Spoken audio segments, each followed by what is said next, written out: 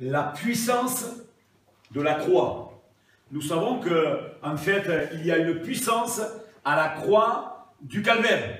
Alléluia. Nous avons été au bénéfice de cette puissance parce qu'en fait, à un moment donné, on a compris que, en fait, c'est par la prédication de la croix que nous avons été sauvés. On a entendu, il nous a attirés à lui. Gloire à son nom. Il y a une puissance. Et dans cette puissance, on va voir ce qu'il peut se dégager pour chacun et chacune d'entre nous ce soir. Alléluia. Regardez ce que va dire Jésus en expirant. Quand il est sur cette croix, il va donc expirer, il va rendre la vie. Mais avant de rendre la vie, il va dire quelque chose de tellement important et fondamental où toute la puissance va découler de là. C'est en fait Jean chapitre 19 et le verset 30. Quand Jésus eut pris le vinaigre, il dit « Tout est accompli ». Et baissant la tête, il rendit l'esprit. Amen. Ici, nous voyons que Jésus va dire quelque chose de tellement fondamental. Tout est accompli. Et quand Jésus a dit « tout est accompli », en fait, ça a une incidence et des conséquences pour nos vies. Tout est accompli. En fait, dans l'Ancien Testament, tout restait à accomplir. Il fallait que quelqu'un vienne accomplir. Il y a eu des prophéties qui ont été annoncées dans l'Ancien Testament qui convergeaient vers ce moment-là. Dans Ésaïe, dans Ézéchiel, dans Jérémie, un peu partout dans l'Ancien Testament, où il nous est parlé qu'il y aurait un sauveur qui allait venir et qui allait tout accomplir. Il allait accomplir la loi. Donc il restait tout à accomplir. Christ est venu. Amen. Christ a quitté son ciel de gloire. Il est venu sur cette terre nous accorder la vie véritable, la vie éternelle et la vie avec abondance. Ça, c'est merveilleux. Donc, Jésus, il est venu. Et ça a bouleversé nos vies. Amen. Et il a tout accompli. Quand il est venu, il a accompli la loi tout entière. C'est pour ça qu'en fait, il y a la puissance. Dans la croix de Jésus, à la croix, il y a la puissance parce que là, en fait, en donnant sa vie, il accomplit toute la loi pour chacun et chacune d'entre nous. Et donc forcément, quand on s'approche de lui, c'est comme si nous-mêmes, on avait accompli toute la loi. C'est comme ça, hein, en fait. Et ça, c'est merveilleux, parce qu'on était bien incapable de le faire. Évidemment, vous, moi et n'importe qui. D'ailleurs, il est dit qu'en fait, on butait contre cette loi et on ne peut pas l'accomplir parce que ce n'est pas dans le cœur de l'homme. Mais Dieu a donné la loi pour rendre évident que finalement, dans le cœur de l'homme, il est impossible de se soumettre aux exigences de Dieu. C'est impossible. Et donc, il fallait que quelqu'un puisse venir. Et donc, Jésus est venu. Il a tout accompli. Amen. Que Dieu soit béni. Et donc, comme il est tout accompli, maintenant, il nous faut entrer dans tout ce que Jésus a accompli. Parce que ça, c'est vraiment important aussi. Il faut entrer dans tout ce que Jésus a accompli et recevoir ce qu'il nous a acquis. C'est pour ça qu'il y a de la puissance dans la croix du calvaire, parce qu'en fait, en disant tout est accompli, il nous a acquis certaines choses. Et des fois, c'est dommage, parce que dans la vie de certains croyants, il n'y a pas ces choses que le Seigneur Jésus a acquis. Et on passe à côté d'une vie abondante. On passe une vie voilà, tranquille. Mais en fait, le Seigneur il veut nous donner une vie en abondance. Amen. Le mot, quand il dit tout est accompli, en grec, c'est le mot tetelestai, qui veut dire donc tout est accompli, qui veut dire accomplir, payer, finir, terminer, réaliser, exécuter, réaliser la dernière action qui complète, achever et accomplir une œuvre. Ce mot veut dire, là, rien que le mot tout est accompli veut dire toutes ces choses là. Jésus a payé la rançon pour nos vies. Amen. Et Jésus a accompli la loi. Jésus a terminé le plan que Dieu avait pour chacun d'entre nous. Pour l'humanité, Dieu avait un plan. Et le plan, c'était de sauver l'humanité. Merci Seigneur. Amen. Donc on a vu que finalement, ensemble, que oui, il y a des prophéties. Il y a des prophéties qui se sont réalisées. Regardez Matthieu, chapitre 2, verset 15. il y resta jusqu'à la mort d'Hérode, afin que s'accomplisse ce que le Seigneur avait annoncé par les prophètes. J'ai appelé mon fils hors d'Égypte. Vous vous rappelez que, en fait, Marie avec Joseph, ils vont prendre l'enfant et ils vont partir en Égypte parce que Hérode voulait essayer de trouver l'enfant pour le tuer. Et donc, cela avait déjà été annoncé et prédit. Amen. Et on voit donc, comme je le disais encore une fois tout à l'heure, que finalement, le Seigneur, il a accompli, il y avait des prophéties qui annonçaient, mais des prophéties d'une précision, on va dire, chirurgicale. Quand on lit l'Ancien Testament, Ésaïe 53 par exemple, qui nous parle de celui qu'on mène à l'abattoir, qu'on mène à la boucherie, qui ne dit pas un seul mot, et en fait, c'est précis. Quand on lit le psaume 22,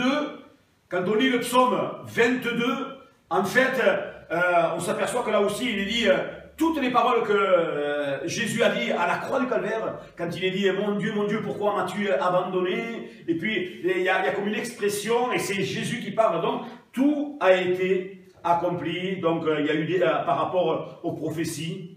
Amen. Alors, au travers de cela, qu'est-ce que Dieu voulait donner aux hommes? C'est très intéressant de le savoir. Eh bien, Dieu voulait donner, prochaine diapo, Dieu voulait donner, ouvrir une source, voilà, dans Jérémie 33, verset 6, ouvrir une source de salut. C'est pour cela qu'il a tout accompli. Parce qu'en fait, l'homme est bien incapable de se sauver lui-même. Il n'a pas le pouvoir de se sauver. On essaie de nous dire que finalement, l'homme, en faisant certaines choses, certaines bonnes œuvres, pourrait arriver à se sauver, mais ce n'est pas la vérité. En fait, l'homme est bien incapable de se sauver. Donc, Jérémie 33, 6 dit ceci. « Voici, je lui donnerai la guérison et la santé, et je les guérirai, et je leur ouvrirai une source abondante de paix et de fidélité. » La paix, tout d'abord, avec Dieu. Jésus, il est celui qui nous donne d'être en paix avec Dieu. Parce que tant que nous sommes dans cette nature pécheresse, évidemment que nous sommes en guerre contre Dieu, c'est que Dieu ne peut pas tolérer le péché. Parce que Dieu, il aime le pécheur, mais il hait le péché. Nous, des fois, on aurait tendance un peu à familiariser. C'est pas grave. C'est pas si important. Si, c'est important. Le péché, est-ce que vous savez ce que veut dire le péché? Le mot péché. Le mot péché veut dire manquer la cible, manquer le but. Et en fait, là, on comprend que Dieu avait un but, avait un projet, un plan. Donc, pour l'homme et la femme, Adam et Ève, et puis l'homme et la femme, donc, comme ils ont désobéi, ils ont manqué le but. C'est ça le péché. Et donc, il n'y a pas de petit et de grand péché. Nous, on aurait tendance à les mettre dans certaines catégories. Ça, c'est grave. Ça, c'est moyen. Ça, c'est pas grand-chose. Mais en fait, c'est pas ça, le péché. Le péché, c'est notre nature. Nous naissons pécheurs. Nous naissons tous pécheurs. Et donc, on a besoin d'être purifiés. Et le seul qui puisse nous purifier, c'est le Seigneur. Et c'est pour cela qu'il est dit qu'en fait, il faut aller à la source du salut. Que Dieu soit béni. Amen. Dans Ésaïe 12, voilà, c'est à laquelle tous les hommes pourront boire. Et ça, c'est le plus grand de tous les miracles.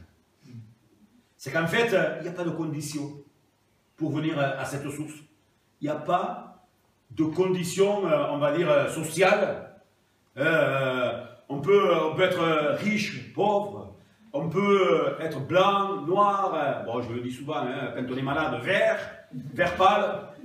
On peut être de toutes les couleurs. Mais en fait, le Seigneur, lui, il est venu pour chacun d'entre nous. Amen. Je le disais il n'y a pas si longtemps. Je disais que s'il fallait payer le salut, qu'est-ce qu'on pourrait donner à Dieu? Finalement, quand on réfléchit, finalement, combien vaut le salut?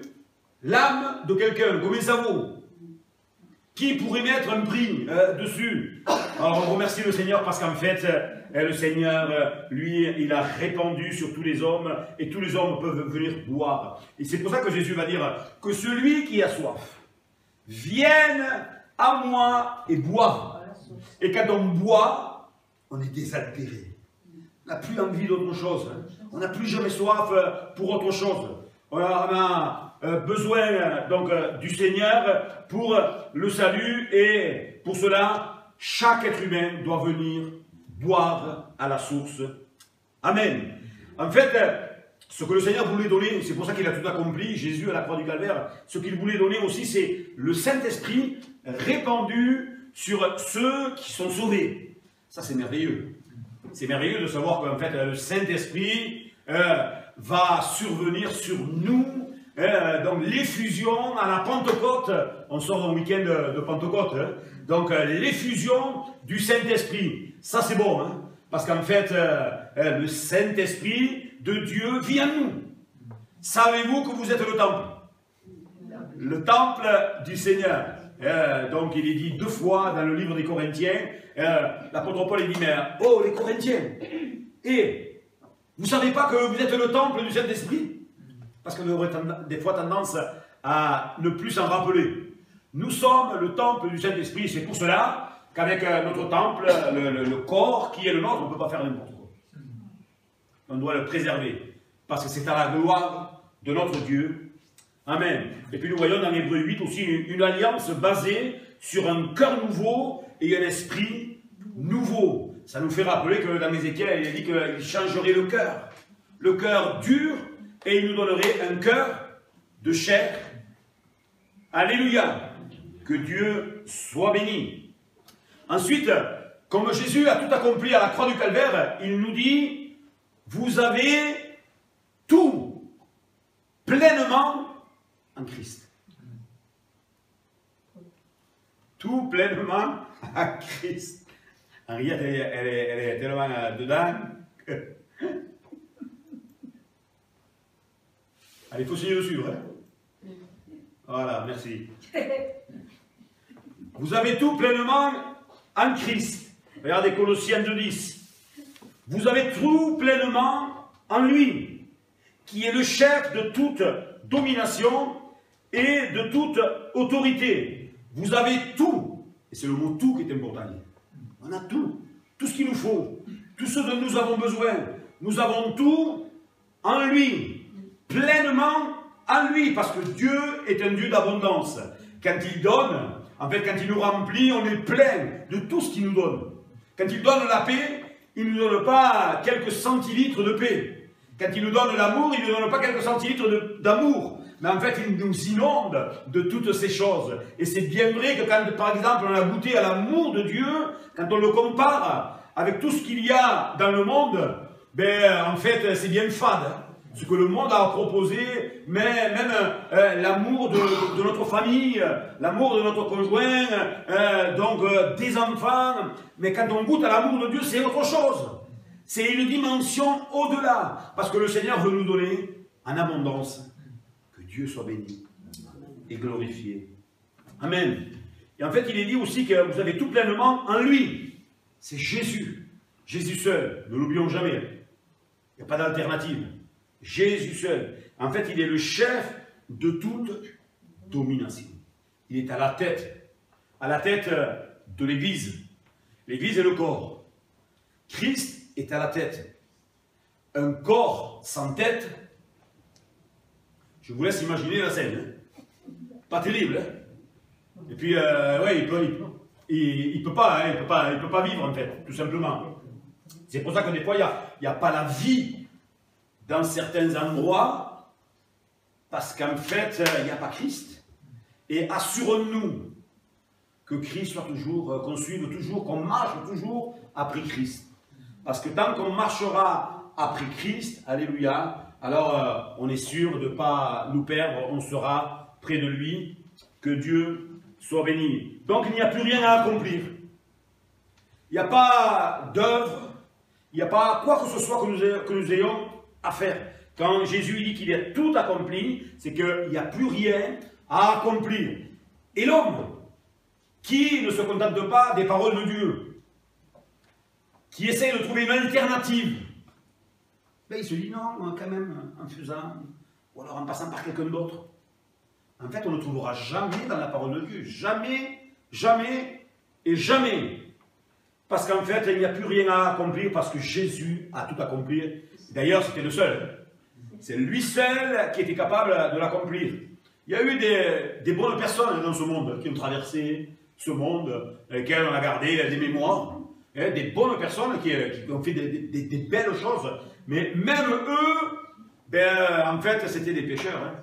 Ils avaient besoin de la grâce de Dieu. Parce qu'en fait, la bonté, toutes ces choses-là ne se trouvent pas dans le Seigneur. Donc, plus rien à accomplir.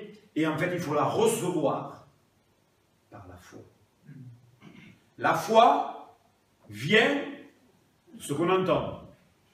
Et ce qu'on entend vient de la parole de Dieu. Alléluia. Hébreux 11, verset 6. Que Dieu soit béni. Alors pour cela, maintenant que nous avons tout, que Jésus a tout accompli et que nous avons tout pleinement en lui, notre responsabilité c'est de rentrer. C'est de rentrer dans le salut. Hébreux 10, 19, la route, elle a été ouverte et inaugurée par le sang de Jésus. Ne l'oublions jamais. Quand on parle de sang, on parle de sacrifice. La croix, ce n'est pas un endroit de plaisir. La croix, moi j'aime le dire, il faut le répéter, c'est bien plus qu'un pendentif autour du cou. Hein. La croix, c'est là où Jésus donne sa vie pour tous les pécheurs. Et donc, ce sang qui a été répandu, la vie qui a été donnée, c'est la route qui a été ouverte et inaugurée par le sang de Christ. Alléluia, il a ouvert une route. Et cette route, oui, certes, on peut y rentrer tous, mais c'était une route étroite, un chemin resserré. Il y en a peu qui le trouvent. Alors nous, on l'a trouvé. Merci Seigneur, c'est plutôt lui qui nous a montré la direction, finalement. Il nous a montré la direction, il a dit voilà, ce petit chemin mène à l'éternité.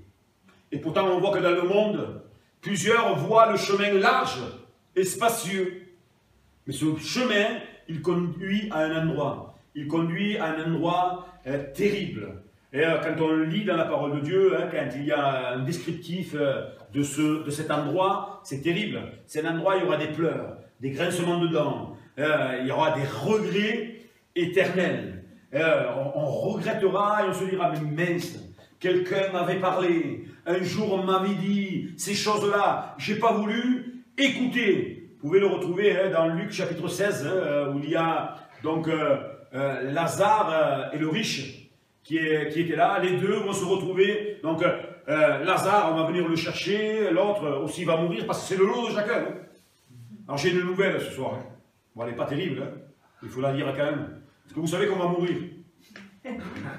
Et oui, hein. On va tous mourir, on est tous un jour, on est, et puis à un moment donné, ben oui, hein, on va quitter cette terre. Mais pendant ce temps, entre la naissance et le moment où soit le Seigneur vient nous chercher, soit c'est nous qu'on va vers lui, c'est là qu'il faut le rencontrer. C'est impératif. Et c'est pour cela que le message finalement de l'Église, il ne change pas depuis 2000 ans. Et le message, il est le même, c'est que Jésus vous aime, Jésus sauve, Jésus délivre, Jésus guérit, Jésus revient, Jésus baptise du Saint-Esprit. Alléluia. C'est le même message. Que Dieu soit béni. Amen. Entrez dans ce salut. Et quand on rentre dans ce salut, on comprend les paroles de Jésus quand il a commencé à dire « Je suis la porte ». Par exemple, une porte sert pour passer d'un endroit à un autre. Pour venir ici, vous êtes passé par une porte, voire deux. On passe d'un endroit à un autre. Pour passer dans l'endroit où se trouve Dieu, il faut passer par Jésus qui est la porte. C'est pour ça qu'il va dire, moi je suis la porte. Celui qui prend notre chemin, ça ne sert à rien et il se trouvera toujours dans une voie sans issue. Mais celui qui passe par Jésus qui est la porte, alors il sera sauvé. Amen. Que Dieu soit béni. Le salut, il se reçoit. Est-ce que vous savez que le salut, il se reçoit? Il se reçoit, oui, par la foi. Si quelqu'un entre par lui, il sera sauvé. Le salut s'accepte, se prend, car il est offert. Ça, c'est le plus grand de tous les cadeaux. Là, je dis merci Seigneur pour ta grâce qui m'a été un jour accordée. Moi, qui ne le méritais pas. Un jour, tu m'as proposé la vie véritable, la vie éternelle. Alléluia. Alors, ce cadeau-là, soit il s'accepte, soit il se refuse. Mais que chacun d'entre nous puisse dire, oui Seigneur, je réalise ce cadeau. C'est un don qui a été payé par Christ à la croix du Calvaire. L'action du portier, évidemment que c'est le Saint-Esprit, c'est aussi la parole qui nous conduise jusqu'à la porte. Moi je bénis le Seigneur parce que nous pouvons avoir l'occasion d'entendre la parole. Et au travers de sa parole, le Saint-Esprit va toujours nous conduire dans un endroit où il veut nous amener. Et le Seigneur, il nous donne dans cette ville de Lodève d'avoir un local pour nous réunir ensemble afin que le Saint-Esprit puisse nous conduire vers cette porte qui est Jésus. Amen. Et nous avons besoin de Jésus. Moi, je ne sais pas vous, mais moi, j'ai besoin de Jésus. J'ai besoin de sa vie. J'ai besoin de lui, encore et toujours, que son nom soit béni. Et la seule chose que nous ayons à faire, il faut que nous, on puisse rentrer. Le Seigneur ne vous prendra jamais pour vous faire rentrer dans la porte. C'est consciemment qu'on rentre dans cette porte. Alors, il faut rentrer. C'est un acte de foi. C'est un acte de confiance pour chacun d'entre nous. C'est une réponse à la volonté de notre Dieu. Amen. Donc on rentre, Jésus a tout accompli, on rentre dans le salut, on rentre dans le repos. Le repos. Nos âmes sont agitées, les cœurs sont agités. Mais il nous faut rentrer dans le repos. Hébreux 4.3, pour nous qui avons cru, nous entrons dans le repos dont il est dit, j'ai donc juré dans ma colère, ils n'entreront certainement pas dans mon repos. Le Seigneur nous accorde le repos. Le repos, c'est le repos de l'âme. Quand l'âme est apaisée, ça n'a pas de prix. C'est quelque chose qui n'a pas de prix. L'âme apaisée. Plus d'angoisse, plus de peur du lendemain. Là, en fait, nous contemplons le Seigneur et en fait, nous entrons dans ce repos. Amen. Le repos de l'âme. Quand on est en repos, ça a une faculté. Le repos nous sert à contempler le Seigneur et son œuvre. Son œuvre à la croix du Calvaire. Le repos, ce n'est pas simplement que du repos physique. M'allonger sur un canapé toute la journée. Ce n'est pas de ce repos-là qu'il est dit. C'est en fait le repos du cœur, le repos de l'âme. Déjà à la création, pendant que le Seigneur va créer tout ce qu'il a créé, parce que le Seigneur c'est un artiste, c'est merveilleux tout ce qu'il a créé. Puis il est dit qu'à un moment donné, il va se reposer de ses œuvres. Pas parce qu'il était fatigué, pas parce qu'il était fatigué, mais c'est pour contempler tout ce qu'il avait créé et il va dire, ça c'est bon. Cela est bon. Amen. Donc tout ça pour nous dire que si le Seigneur il a contemplé, nous aussi on doit contempler. Tout à l'heure on a chanté, quand je contemple ta sainteté et quand je regarde ta beauté, les choses autour, ça pâlit. C'est bien fade. Ben oui, quand on goûte à ces choses-là, on remercie le Seigneur pour tout ce qu'il nous donne. Alors c'est un acte volontaire à venir et à se décharger sur nous. Peut-être que quelqu'un est venu ce soir et il est chargé. Et il est travaillé. Et il a besoin de se décharger pour rentrer dans le repos de Dieu. Le Seigneur, c'est ce qu'il nous donne, son repos. Amen. Le résultat, un acte volontaire de se décharger sur lui, de refuser de s'inquiéter. On sait que l'inquiétude dans le cœur de l'homme, là-bas. L'inquiétude dans le cœur de l'homme, là-bas. Mais une bonne parole, elle lui redonne la vie, lui redonne le goût. Alléluia. Et c'est pour ça que le Seigneur veut nous parler au travers de sa parole. Que Dieu soit béni. Refuser de s'inquiéter. Sortir de l'agitation. Sortir de l'inquiétude. Si mon frère, ma soeur, toi qui es là ce soir, tu es dans l'inquiétude, tu es dans l'agitation, rentre dans le repos que Jésus a accompli sur la croix du Calvaire. Mais c'est un acte de foi, de rentrer finalement dans ce repos du Seigneur, que le Seigneur a acquis. Venez vous reposer auprès du Seigneur. Alléluia. Pour contempler sa gloire. Amen. Entrez aussi. Le Seigneur nous invite à rentrer, et c'est ce qu'il a tout accompli à la croix du Calvaire, entrer dans la vie de l'Esprit. C'est très important pour une église de Pentecôte de rentrer dans la vie de l'Esprit. Le résultat est de sortir de notre nature pour trouver le fruit de l'Esprit. Regardez Éphésiens 5, versets 18 à 21. Ne vous enivrez pas de vin. C'est de la débauche. Soyez, au contraire, remplis du Saint-Esprit. Vous suivez, vous êtes avec moi? Oui, hein? Voilà. Soyez, au contraire, remplis de l'Esprit. Et là, il va expliquer comment garder, comment avoir ce fruit de l'Esprit. Il est en train de l'expliquer, là. On va le voir un peu plus en détail. Hein? Regardez. Entretenez-vous par des psaumes, par des hymnes, et par des cantiques spirituels, chantant et célébrant de tout votre cœur les louanges du Seigneur. Rendez continuellement grâce pour toutes choses à Dieu le Père, au nom de notre Seigneur Jésus-Christ, vous soumettant les uns aux autres dans la crainte de Christ. Alléluia. Que Dieu soit béni. En fait, le Seigneur, il arrive et il vient faire sa demeure en nous, il nous inonde, il nous baptise du Saint-Esprit, il nous inonde de son esprit, et donc, quand il nous inonde de son esprit, le Seigneur, en fait, il veut qu'on s'entretienne du Saint-Esprit. Regardez ce qu'il est dit au tout début. Ne vous enivrez pas de vin.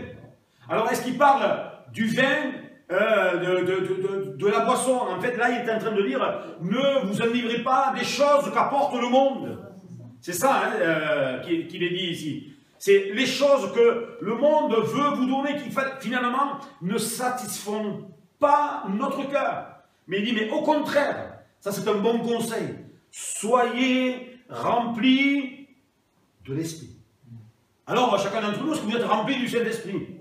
Amen. Moi, je le crois. Hein. Mais si quelqu'un n'est pas rempli du Saint-Esprit, il faut demander au Seigneur d'être rempli du Saint-Esprit. Et une fois qu'on est rempli du Saint-Esprit, regardez ce qu'il est dit. Il est dit, de nous entretenir. Entretien, on entretient nos véhicules, on entretient, je ne sais pas, une chaudière, chauffage central, on entretient certaines choses, un matériel quelconque. Il faut donc entretenir. C'est exactement pareil pour nos vies. Il faut qu'on puisse s'entretenir. Et puis, il va mettre toute une liste. Il dit, entretenez-vous par des psaumes. Et c'est vrai que quand on lit les psaumes, ça réjouit nos cœurs. Parce qu'en fait, on s'approprie les paroles, et c'est une prière qu'on fait monter au Seigneur. Est-ce que vous savez qu'on peut prier la parole de Dieu? C'est-à-dire que, par exemple, on lit un psaume, et il y a des prières, on peut prier ces paroles qu'on vient de lire. Et en fait, quand il est dit « entretenez-vous par des psaumes », il est en train de dire « entretenez-vous par la parole ». Parce que cette parole, elle est vivante. Et si, voilà, on prend cette parole qui est la vie, si on la lit, si elle est au fond de notre cœur, ça va entretenir, mais on va être continuellement rempli du Saint-Esprit. Entretenez-vous par des psaumes. Très important, la parole, s'entretenir. Entretenez-vous par des hymnes et par des cantiques. Ici, ça nous parle de louange dans la musique. C'est sûr que, par exemple, si alors, que ce ne soit pas mal interprété, mais si, par exemple, on n'écoute que de la musique du monde,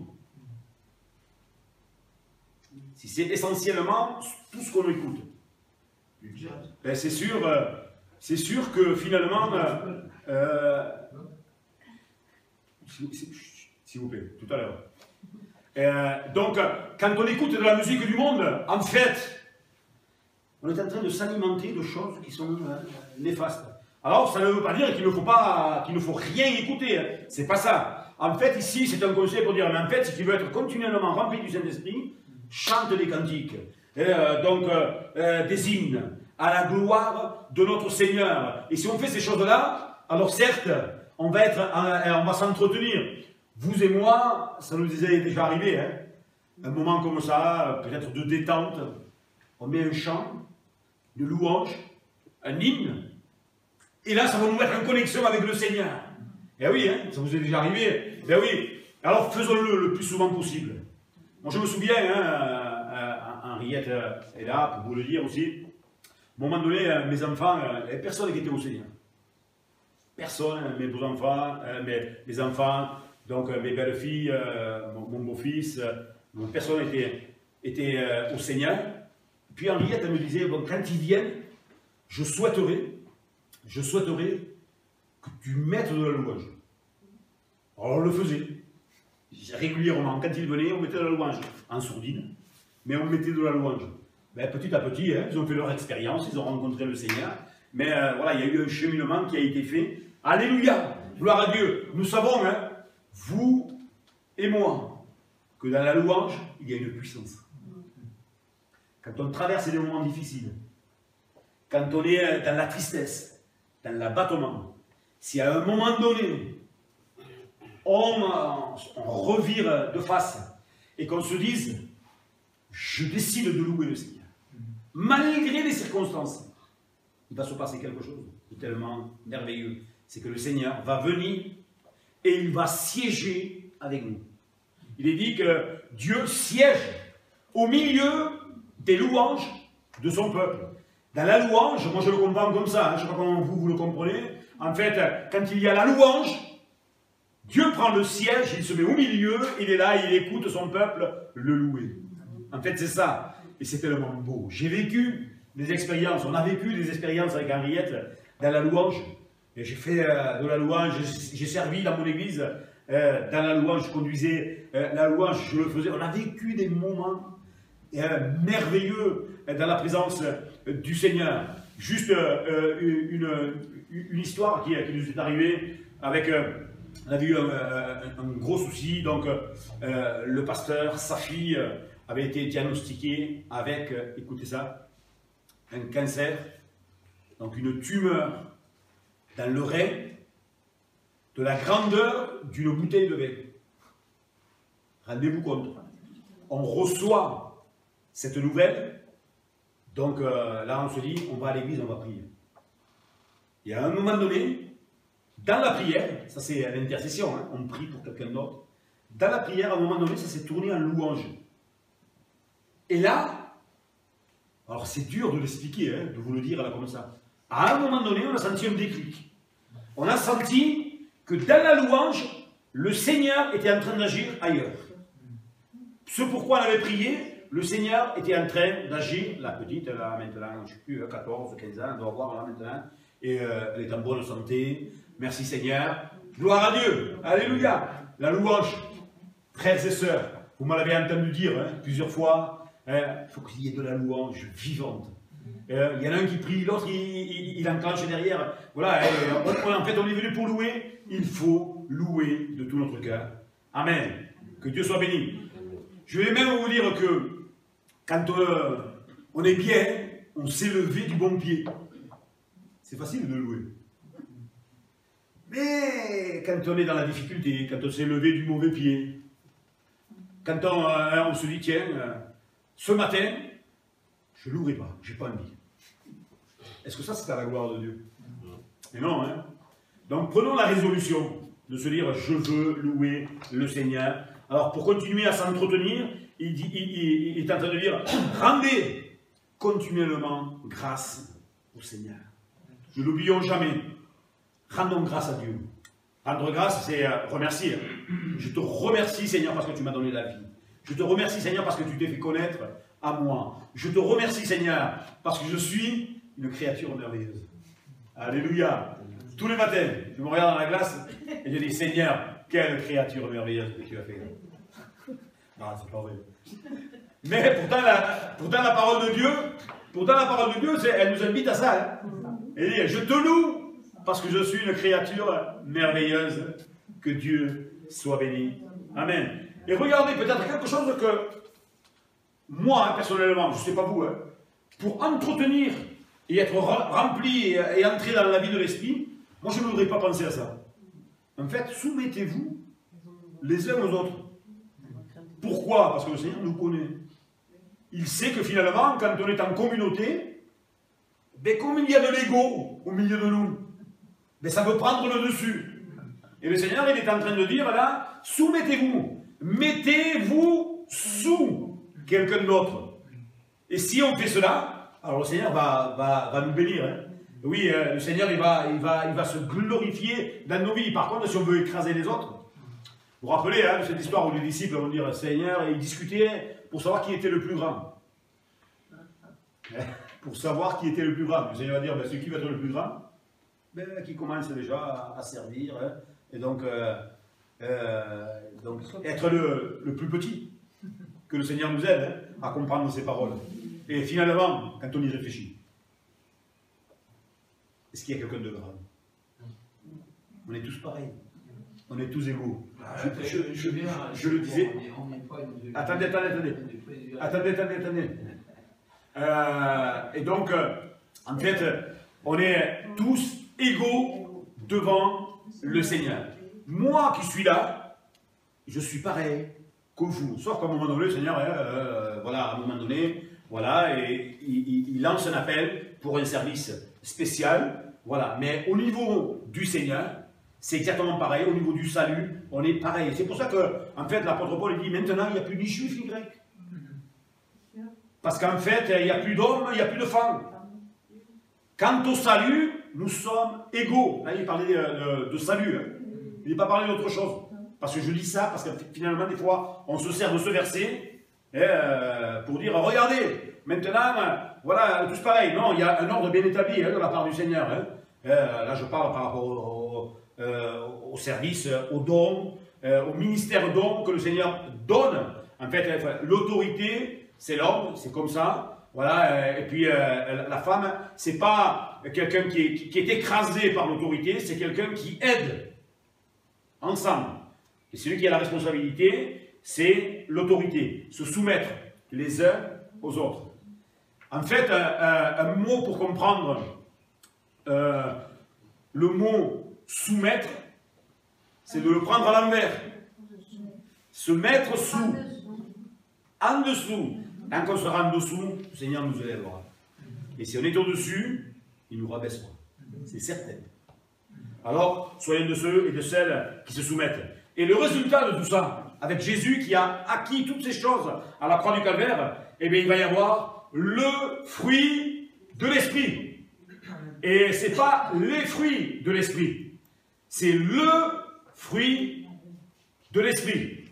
Et le fruit de l'Esprit, c'est l'amour, c'est la joie, c'est la paix, c'est la patience, c'est la bonté, c'est la bénignité, c'est la fidélité, la douceur et la tempérance. Amen. Ici, nous avons tendance, en fait, à catégoriser les choses.